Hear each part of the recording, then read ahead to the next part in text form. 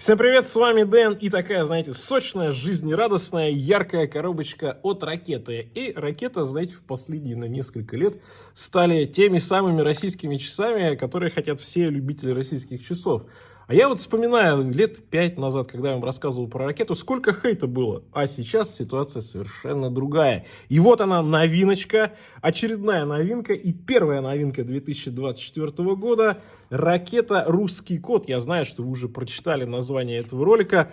И давайте разбираться. Так, значит, у нас тут, как в айфонах, теперь наклеечки. Можно на ноутбук прилепить. Ну, кстати, прикольно.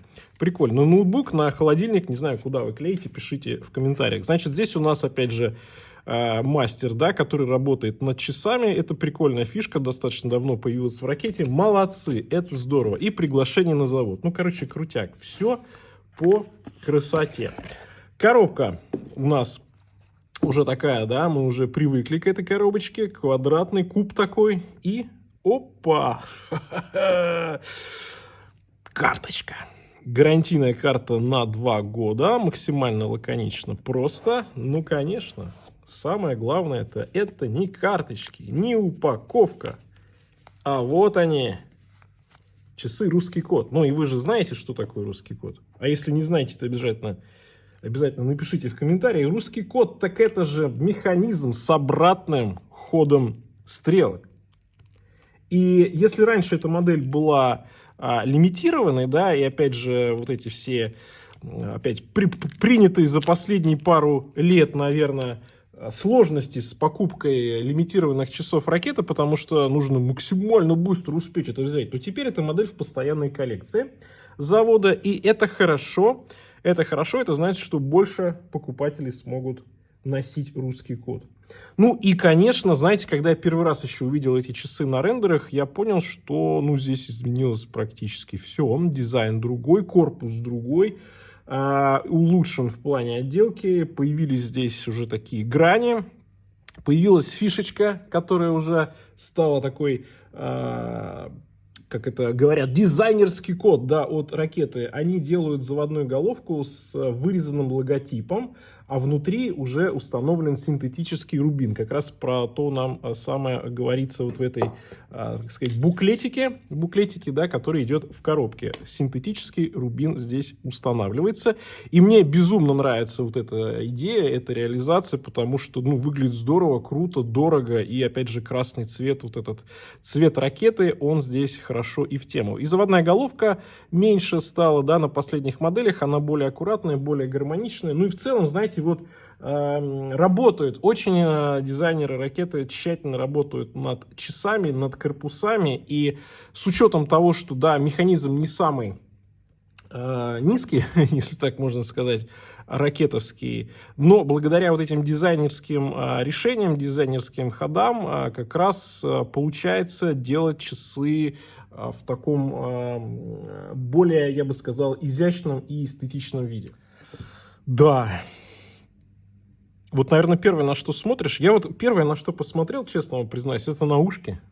Дальше на вот этот, даже не сказать купольный, какой-то прям практически квадратный, квадратное сапфировое стекло. Оно просто потрясающее, оно создает объем, и оно добавляет визуальной дороговизны этим часам. Ну и вот этот наконечник стрелки, здесь, да, у нас получается... Спутник, наверное, изображается. Это, конечно, класс. Это классно. Это классно. Давайте чуть-чуть подзаведем. Послушаем. Чуть-чуть подзаведем и чуть-чуть с вами передвинем стрелочки, чтобы у нас больше было видно на циферблате. Значит, циферблат. Здесь звездное небо, и здесь карта звездного неба, которая воспроизводит созвездие над Санкт-Петербургом. А если вы не знаете, то завод Ракеты находится как раз-таки в Санкт-Петербурге. И эта карта воспроизводит утро 12 апреля 1961 года. Конечно же, это был полет Юрия Гагарина в космос. Далее у нас есть и объемные цифры, которые тоже добавляют объема этому циферблату, помимо стекла вот этого купольного. Метки накладные, метки с зеркальной полировкой. Причем интересно, да, вот вы видите сейчас, когда я так немножко перемещаю циферблат, кажется, что здесь как-то по-разному они выглядят, эти метки. И вы правы, потому что на четных светлое родиевое покрытие, а на темных, а на нечетных цифрах темное родиевое покрытие. Прикольно. Абсолютно по-разному выглядит. И ты сначала думаешь, что здесь как-то вот по-другому сделано. Да, интересно. Ну и в целом, понятное дело, что ракета, она всегда была связана с космосом, потому что как сам по себе бренд был создан в 1961 году, как раз в честь первого полета космоса. Ну и ракета и производила часы для космонавтов, и поэтому космических моделей у них всегда было достаточно много. Ну, а задняя крышка здесь, конечно, есть на что посмотреть для тех, кто ценит мануфактурные механизмы. Как раз здесь тот самый мануфактурный механизм ракета с автоподзаводом. И раз уж мы заговорили про калибр, он называется 2615CR. И это обратный ход, потому что он был модифицирован, естественно. 24 камня и 18 тысяч полуколебаний в час. Ну и запас хода 40 часов. Как я уже сказал, стекло здесь переднее сапфировое, заднее минеральное, синтетический рубин с заводной головкой, 50 метров водозащиты, швейцарская суперлюминова на стрелках, кожаный ремешок. На механизме также есть декор в виде Невских волн на роторе и нанопокрытие на основной части механизма, если так можно сказать. Ну и что касается немаловажного, то цена в официальных бутиках ракета и в интернет-магазине тоже 160 тысяч рублей. Давайте теперь, мне интересно все-таки поговорить по размерам. Раз уж мы эту тему вначале затронули, то 40 миллиметров у нас получается по диаметру. Высота, с учетом того, что стекло невероятно высокое, 16,1. Но давайте вот прикинем без стекла. Без стекла получается что-то вроде даже меньше, чем 12. Ну, тут трудно измерить, потому что корпус, конечно, в нижней части уходит вниз. В общем, меньше, чем 12. А это, я бы вам сказал, неплохо. Неплохо. 22 по ремешку. И от ушка до ушка 48,4. Мое запястье 18,5 сантиметров в обхвате. Ну и вот такая посадка у нас по модели. Да, сразу смотришь, что у нас в обратную сторону идут стрелки. И, конечно, такое необычное впечатление. Вот трудно привыкнуть, но можно. Да, ушки переработаны, ушки загибаются вниз, они такой средней длины, и я бы сказал, что посадка удобная. И знаете, еще важный момент, вот в предыдущих некоторых моделях, которые я вам показывал, ракеты, которые были на ремешках, ремешок был чуть плотнее вот в этой вот начальной как бы секции.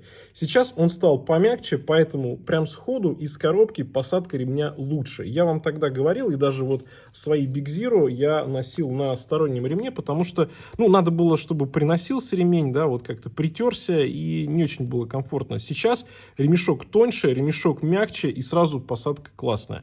А с учетом того, что ремешки ракеты уже давным-давно стали реально очень удобными, очень качественными, это как раз большой-большой плюс. Здесь ремешок на себя внимание не перетягивает. Видите, да, он такой черный, матовый, с интересной фактурой, которая хорошо перекликается со звездным небом. И даже вот стежки здесь синие, они тоже особо на себя внимание не вызывают. Сзади, конечно, классическая, да, кожа такая красная, ракетовская, привычная, но спереди здесь все очень-очень сдержанно. И поэтому ремешок хорошо сочетается с этим корпусом. Классическая бакля здесь от ракеты с хорошей такой отделочкой. И система быстрой замены ремней есть. Так что это прям... Вообще эти часы, это, знаете, подарок для тех, кто хочет что-то разное с ними пробовать. Здесь можно все попробовать. И контрастные, и яркие, и сочные, оранжевые, если хотите, красные, да какие угодно. Но вот в базе, это в базе. Вот это самый такой сдержанный, строгий. Мне нравится именно этот вариант. Что касается веса, давайте посмотрим. У нас, соответственно, модель на ремешке. Весит она 79 грамм. Ну, не самый легкий, но, тем не менее, вполне себе удобный на повседнев. Теперь мне бы хотелось поговорить про корпус, потому что корпус стал все-таки другой, да, и здесь интересное решение. Если мы посмотрим на центральную часть, она такая немножко расширяется, да, в центральной части, вот здесь по корпусу, а ушки дальше идут плоские, здесь вертикальное сатинирование, На ребре зеркальная полировка, и сверху опять же у нас идет сатинирование. И такая вот достаточно резкая грань, которая идет в начале ремешка. Симпатичный, сложный корпус, такой вот, я бы сказал, чем-то напоминает, наверное, Орис Аквис, если мы говорим именно про такую центральную часть. Но только вот отчасти, потому что в целом это абсолютно другой корпус. Но есть вот такой, да, небольшой, как бы, мне, по крайней мере, в голову пришло. Заводная головка — это, конечно, супер интересное решение. И что касается циферблата. Читаемость здесь очень даже приличная, несмотря на то, что циферблат насыщенный, я бы сказал, с учетом того, что звездное небо, он даже перенасыщенный. Но, как видите, да, при определенном свете, да, и определенном, так сказать, условиях, в сумерки, когда будут, зеркальная полировка на стрелках, черный здесь местами такой яркий циферблат будет плохо отражаться на читаемости. Но здесь есть белая такая яркая суперлюминовая, поэтому при любых условиях, по крайней мере, эту суперлюминовую будет видно, вот как, например, сейчас, да. Поэтому с читаемостью здесь окей. Но опять же, такого плана часы — это все-таки больше не про читаемость, а больше про дизайн, про эстетику, про историю. Ну и не про то, что это все-таки необычные дизайнерские часы.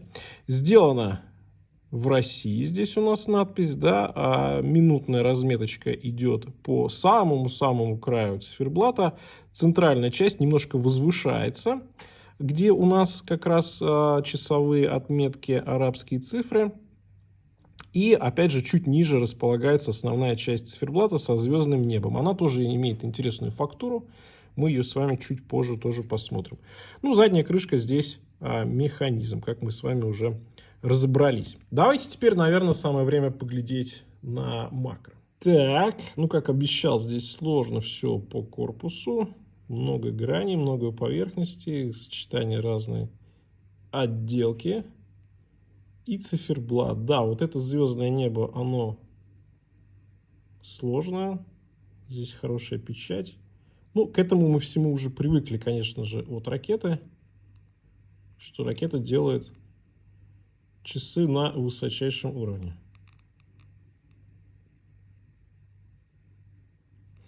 И механизм.